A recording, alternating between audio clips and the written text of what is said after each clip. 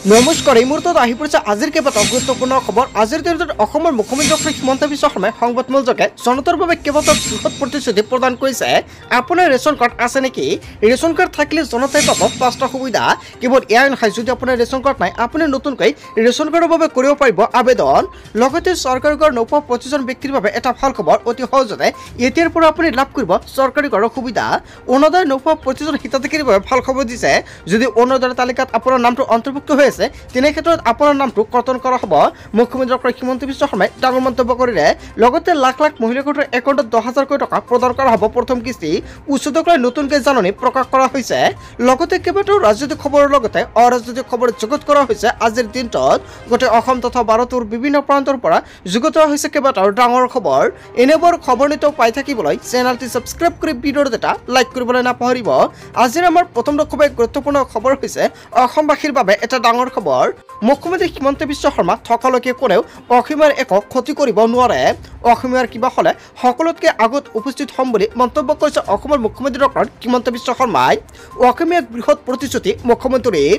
হিমন্ত বিশ্ব শৰ্মা থকালৈকে অসমীয়া চিন্তা কৰাৰ প্ৰয়োজন নাই। অসমীয়া ৰাইজৰ কিবা হ'লে সকলোতকৈ আগত হাজিৰ হ'ম। কাক উচ্ছেদ কৰা হ'ব সেইটো সম্পূৰ্ণ পৃথক ব্যৱস্থা। অসমীয়া মানুহ কেতিয়াও উচ্ছেদ নহয়, এই কথা লিখি ৰাখক। অসমীয়া, বঙালী, গোৰ্খা, হিন্দীভাষী আমি উচ্ছেদ কৰা নাই। তামোলপুৰত এই মন্তব্য কৰিছে অসমৰ মুখ্যমন্ত্ৰী ডক্টৰ হিমন্ত বিশ্ব শৰ্মাই। তাৰ পিছত অসমবাসী ৰাজক জনাইছে আমাৰ পৰৱৰ্তী খুবেই গুৰুত্বপূৰ্ণ খবৰ। লগতে ডাঙৰ খবৰ, অসমৰ মহিলাসকল প্ৰিয়ংকা গান্ধীতকৈ বহুত ওপৰত বুলি মন্তব্য কৰিছে মুখ্যমন্ত্ৰী ডক্টৰ হিমন্ত বিশ্ব শৰ্মাই। প্ৰিয়ংকা গান্ধীৰ প্ৰতিযোগিতাত আহিবই নোৱাৰে। প্ৰিয়ংকা গান্ধীতকৈ অসমৰ আত্মসহায়ক গোটৰ মহিলাসকল বেছি আগবঢ়া। হয় বন্ধু-বান্ধৱীসকল, মহিলাসকলে একাউণ্টত 10,000 টকা প্ৰদান কৰিছেনে? আগষ্ট মাহত প্ৰতিগৰাকী মহিলাৰ একাউণ্টত মুখ্যমন্ত্ৰী ডক্টৰ হিমন্ত বিশ্ব শৰ্মাই কোৱা অনুযায়ী 10,000 টকা প্ৰদান কৰিব।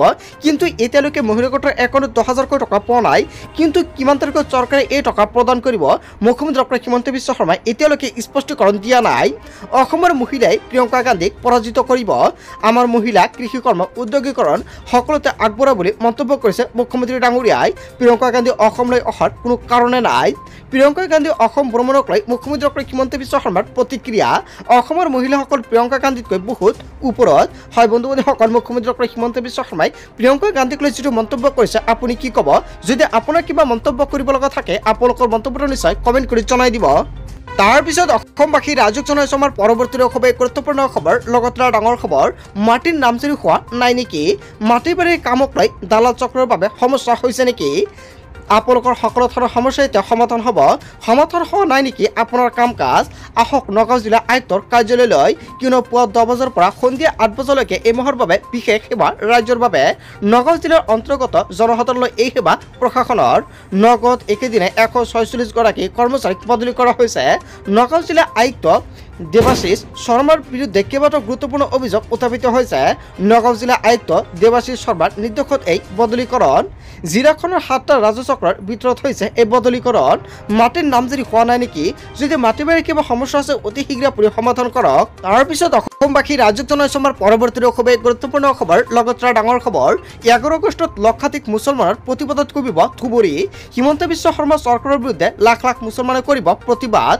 মুখ্যমন্ত্ৰীক চেলেঞ্জ দি পুনৰ আন্দোলন ঘোষণা কৰিলে আমচুৱে। ধুবুৰী বিলাসীপাৰাত চৰকাৰৰ বিৰুদ্ধে একত্ৰিত হ'ব লক্ষাধিক মুছলমানসকল।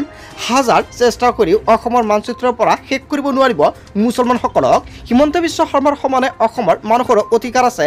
কেৱল এয়াই নহয়, মুখ্যমন্ত্ৰী ডক্টৰ হিমন্ত বিশ্ব শৰ্মাৰ যিমান অধিকাৰ আছে অসমত, সিমান অধিকাৰ আছে মুছলমানসকলৰো। মুখ্যমন্ত্ৰীৰ ৰাজনীতিতকৈ পাছাকেলত আবদ্ধ নোহোৱাকৈ আমি মিলিজুলি থাকিব লাগিব। উচ্ছেদ চলক, কিন্তু আলোচনা কৰি ভূমি দিয়াৰ ব্যৱস্থা কৰিলে উচ্ছেদ কৰক। সকলোখিনি চৰকাৰৰ ফালৰ পৰা কেইবাটাও গুৰুত্বপূৰ্ণ আহ্বান জনাইছে। গুলি কৰি মাৰি খেদি পঠিয়াই দিয়াৰ অধিকাৰ দিয়া নাই হিমন্ত বিশ্ব শৰ্মাক। গাদী ৰক্ষাৰ স্বাৰ্থত এনে অত্যাচাৰ চলাই থাকিলে অসম হ'ব বৃহৎ আন্দোলনত। 11 আগষ্টত লক্ষাধিক মুছলমানৰ প্ৰতিবাদত কৰিব ধুবুৰী। তাৰ পিছত অসমবাসী ৰাজক জনাইছে আমাৰ পৰৱৰ্তী খুবেই গুৰুত্বপূৰ্ণ খবৰ। লগতে ডাঙৰ খবৰ, আপোনাৰ বেংক একাউণ্টত আপুনি লাভ কৰিছে নেকি PM কিষাণ 80,000 টকা কিন্তু চৰকাৰৰ ফালৰ পৰা PM কিষাণৰ 20 নম্বৰ কিস্তিৰ ধনৰাশি প্ৰদান কৰা হৈছে যদি আপোনাৰ একাউণ্টত আপুনি টকা পোৱা নাই নিশ্চয় কমেণ্ট কৰি জনাই দিয়ক সম্পূৰ্ণকৈ সহায় কৰা হ'ব লগতে যদি আপুনি কৈছে লেণ্ড শেয়াৰিং আধাৰ কাৰ্ডৰ লগত বেংক একাউণ্ট লিংক কৰিছে তেনেকৈ নিশ্চয় আপোনাৰ একাউণ্টত টকাটো পাইছে তথাপিও যদি আপুনি টকা পোৱা নাই কমেণ্ট কৰি জনাই দিয়ক সহায় কৰা হ'ব তাৰপিছত অসমবাসী ৰাজুক জনাইছো আমাৰ পৰৱৰ্তী খুবেই গুৰুত্বপূৰ্ণ খবৰ লগতে ডাঙৰ খবৰ 10 তাৰিখে লাখ লাখ টকাৰ একাউণ্টত সোমাব চৰকাৰী ধন কোনে কোনে লাভ কৰিব এই ধনৰাশি অৰুণোদয় আঁচনিত লাখ লাখ হিতাধিকাৰী একাউণ্টত জমা হ'ব 1250 টকাকৈ বৃদ্ধ পেঞ্চন আঁচনিত ধন সোমাব একাউণ্টত বিধৱা পেঞ্চন আঁচনিত ধন জমা হ'ব আপোনাৰ বেংক একাউণ্টত প্ৰতি মাহৰ 10 তাৰিখে হিতাধিকাৰীৰ একাউণ্টত ধন সোমোৱাটো নিশ্চিত কৰিছে চৰকাৰে যদি আপোনাৰ বেংক একাউণ্টৰ KYC আপডেট কৰা নাই শীঘ্ৰে কৰি লওক আধাৰ কাৰ্ডৰ সৈতে লিংক কৰক বেংক একাউণ্ট কেৱল ইয়াৰ নহয় পান আধাৰ দুয়োটা নম্বৰ সৈতে লিংক কৰিব লাগিব বেংক একাউণ্টত পান আধাৰ লিংক হোৱাৰ পিছত আপোনালৈ OTP আহিব ইয়াৰ পিছত আপুনি নিশ্চিত হ'ব বেংক একাউণ্টত ধন জমা হোৱাটো বন্ধু-বান্ধৱীসকল আজিৰ মূল ভিডিঅ'খনত আপোনালোকক এইখিনি সৰু কেইটামান ইনফৰমেশ্যন দিবলগীয়া আছিলে ভিডিঅ'টি ভাল লাগিলে লাইক কমেণ্ট শ্বেয়াৰ কৰিব সো থ্যাংক ইউ ফৰ ৱাচিং ফুল ভিডিঅ'